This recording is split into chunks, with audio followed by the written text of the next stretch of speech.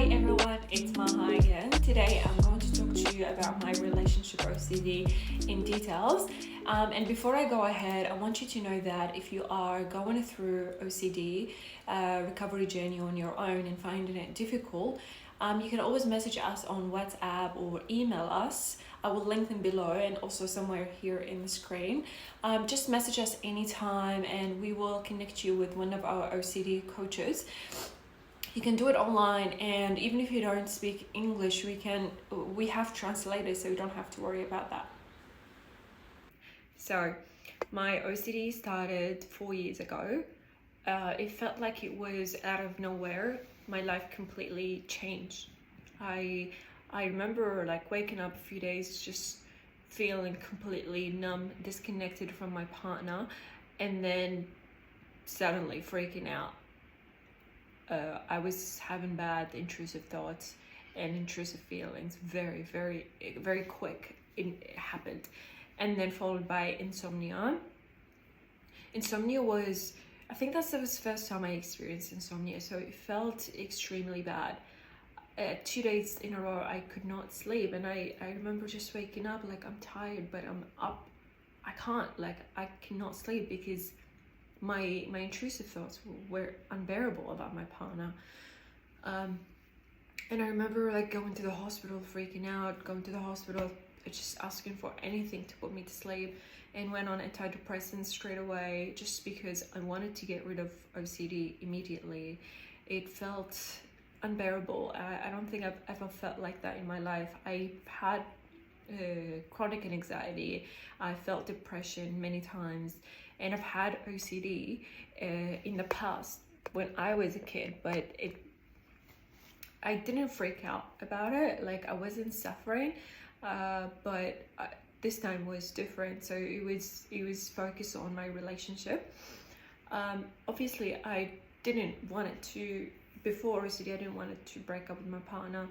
And when I experienced those thoughts, I just panicked and all of that.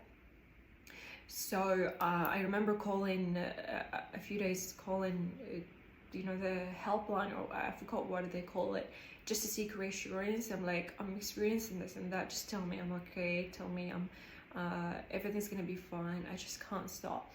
Or seeking reassurance from my partner and my friends.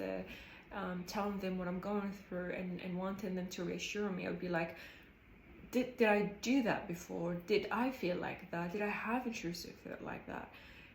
Constantly reassuring it. It never felt good. I just wanted it more and more.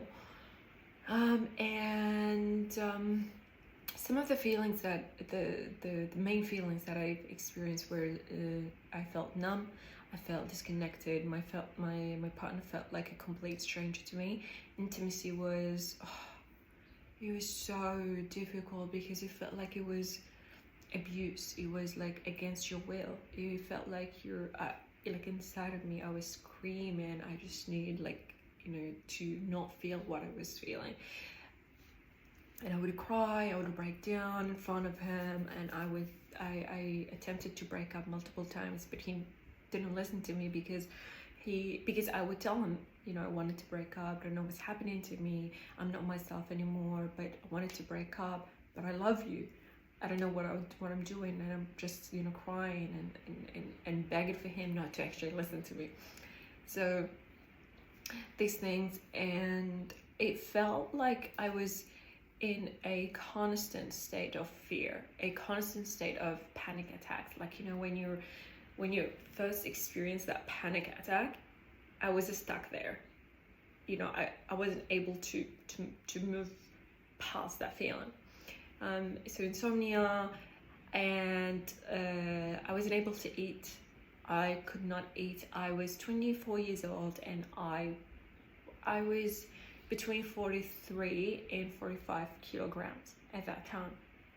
And I was going through uni. I had 2 jobs full time. I just moved out of the house, and all of that happened. Life was very difficult, very, very, very difficult at that time. So I saw a therapist, and I was telling her about what I'm going through, and she told me not to break up and just sit with it. It's okay. it's probably because of the past, because of your childhood, and insight into my childhood, which helped. It did make sense to me, obviously, what I was going through, but that didn't solve it. I would just go to seek reassurance and to pause on the urges, but nothing other than that. So I stopped and I started with another therapist, and also same thing, just reassurance and analyzing the past and my childhood, which made me actually feel less, because it made me feel a lot angry at my parents, a lot angry at the world, a lot like just angry. It made me, I was having rage, I was having anger, I was frustrated all the time, and that made it worse. And then I met and then I saw Robert Bray on Instagram, his page OCD Recovery, and it just made sense to me. Everything that he was saying and describing what I'm feeling, it made so much sense to me. So I contacted him and started the recovery journey. Other things that I can think of, I have my notes with me actually. Some of the things were hostility towards my partner. I was, sometimes I would feel like I'm so angry at him and laser focused on everything that he does, laser focused on his behavior, his tone, the tone he uses when he speaks, his attitude, anything, just focus on him. Nothing exists in my life, just him. And I would get angry. Nothing makes me feel better, and I just I criticize on him, and then it changed and made me focus on myself. I felt, in a lot of time, I felt like I wasn't a good girlfriend, I wasn't a good person in general. I don't deserve love, I don't deserve anything that is good because I have this and that. I had a list of bad qualities about myself, and I was focused on these ones as well. And then I was feeling guilty because I'm like, he's too good for me now. He shouldn't be with me, so I should break up with him. It kept going, that cycle. I also had the mindset of wanting to be right. I wanted to be always, the person who's I wanted him to acknowledge my opinion or anything that I say. I needed to feel like I'm equal to him. I needed to feel that my voice is heard at all time, and if not, then I would just feel like he's evil person and feel extremely hating towards him. And some of the compulsions that I had were hair pulling. I used to pull my hair just from the roots like that. I just couldn't stop. I was doing it even without knowing I was doing it. I remember telling Rob, I was like, I can't stop because I'm not aware of when I was doing it. I would just, it's like waking up and I'm like, wow, that's a lot of hair on the floor. That was that bad. And then other things I would do, I would just pick my lips. It's always like bleeding, or my nails. I always feel like I needed to peel the skin or cut them, shorten them. I've always had the hair pulling. I remember when I was young, I was in my teenage life, I've always had hair pulling. So I attempted to stop many times by cutting my hair really short to feel like I'm starting fresh, and that's it, normal. And then same thing happens, and then I go and pull my hair. Other things that I experienced were, I think it was the feeling of being, you're too aware of being alive. I felt like I was too aware of everything, too aware of my thoughts and my feelings, of being alive. Every moment, every second, I felt like I was just always aware of it, and aware of my moves, my attitude, my every word that I say, and constantly analyzing how he reacts to it as well, and also changed to focusing on him, how he talks, how he moves, his attitude, what he says, and constantly criticizing him. And sometimes I feel like the way I was analyzing myself. So if I would move next to him and he doesn't, say something, I would be like, there must be something wrong. I must have done something wrong, because he didn't say a word. He didn't. What if, the way he moved or the way he walked, it was, maybe telling me like I did something bad. Just think of that. It was constantly like I always aware of that. Nightmares. As far as I remember, I've had nightmares. It's always been about my childhood. It's always been about my family, my parents. Really bad nightmares, but they were more vivid when I was experiencing relationship OCD, more vivid, detailed, and in order. When you have dreams and you like, they don't make sense. Mine felt like they were in order. Experienced a lot of harm thoughts in my dreams, harm OCD. My dreams would be like, breaking up with my partner and feeling like a relief, feeling like, oh, that was finally, I did it, and I'm grateful, and there's no more OCD, or feeling like, another dream would be like he's cheating on me or he's not in love with me. But those urges were very, very convincing, very real. I now I remember it. I'm like, I don't know how I did it, because they were very convincing. I felt like my true self. I started feeling better, obviously, with the work I was doing with Rob. I've done like, beliefs work, breaking down my fears, doing exposures, working on acceptance, accepting of my OCD, accepting of my feelings, sensations, and thoughts, and reducing the need to get rid of OCD now, or the thoughts. Stop chasing emotions, stop chasing happy feelings, good feelings, and getting comfortable with being uncomfortable, getting comfortable with just sitting with what I'm feeling and not immediately reacting on them, or seeking reassurance and confessing. Confessing was actually very, very big as well. I was doing it a lot, and my boyfriend had enough of me, because I always like confess, like, I had this thought, I have this feeling. What if it's true? What if it's my true self? And I was like, and venting. I remember like asking him, why do you love me? Why are you with me? Can you tell me in details exactly why? I just needed reassurance that I'm a good person, or I'm a good girlfriend. I used to seek, I used to go to the doctors a lot of the time. I just felt like there's something wrong with me. Either I have stomach, because I used to have bad stomach ache because of panic attacks, but then I also experienced chronic UTIs, so I would always feel like the symptoms, like, oh my god, I'm getting UTI, I need to go see a doctor now, so I avoid these feelings. It felt like horrible to have UTIs.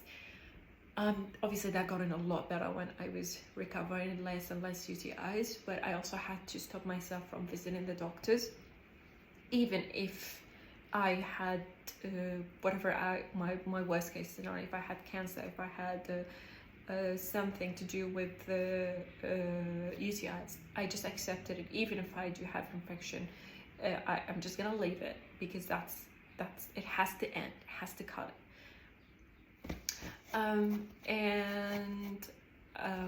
What other things that it was like, as I was recovering, working on my beliefs and breaking down my fears, it was down to the fact that I was chasing a lot of emotions, chasing to feel things. Had fear of rejection, fear of not being in love or being in a wrong relationship, fear of being a bad person, fear of not having that connection again with anyone, fear of having a sad life. Everything, all of these fears felt like unbearable, you know, whatever that scenario was felt like unbearable, and I rejected them.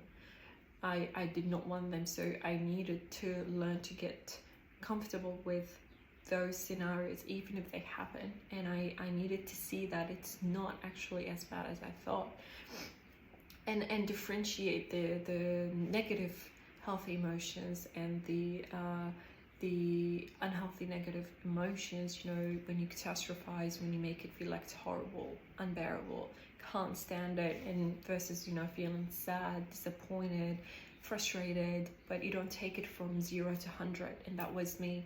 I was like, not feeling this, boom, 100. I need to react, I need to do something, I end it, I can't feel it, I don't want it, all of these. So it was hard, it was really hard breaking down my beliefs, because I didn't feel that immediate relief that I was seeking, because it takes a lot of work, it takes a lot of time to actually see things rationally, see things in a healthy way, because you're so stuck in the OCD cycle, and breaking it takes time. So it was hard too, because I was just convinced, and I had to have faith. I had to believe in Rob. I had to believe in him, because obviously his work made so much sense, and I've seen how much he helped other people, and I was so fed up with, you know, childhood analysis and you know, analyzing the past, because it just made me worse. And I'm so glad I did it. I'm so glad that I had faith and kept going, even when I felt like I didn't have any reason to keep going. I remember telling Rob, what should I hold on, because I have no reason to continue anything, to do anything, even recovery. I have no reason. So what should I do? And I'm so glad that he told me to just have faith and keep going, even moments when I feel like I had no reason to. Just stay in, get comfortable with these feelings and not wanting to get rid of them. So 4 years later, I'm so glad I did it, because it's so worth it. I have peace. I'm not chronically suffering, chronically anxious. I had to cut my compulsions completely, because a lot of the things that kept me stuck on the recovery journey were not cutting compulsions, even small little ones, you know, like picking my nails or my lips. I had to be on top of this. I had to stop them, because otherwise it will just keep the OCD cycle going. And it's just so worth it. I'm not chasing emotions. I'm really happy. I'm not chasing anything, and whatever OCD throws at me, like, yeah, sure, bring it on. Like, what can I do? Like, yeah, I'm a bad person, or I'm horrible, I'm gonna go to jail. All right.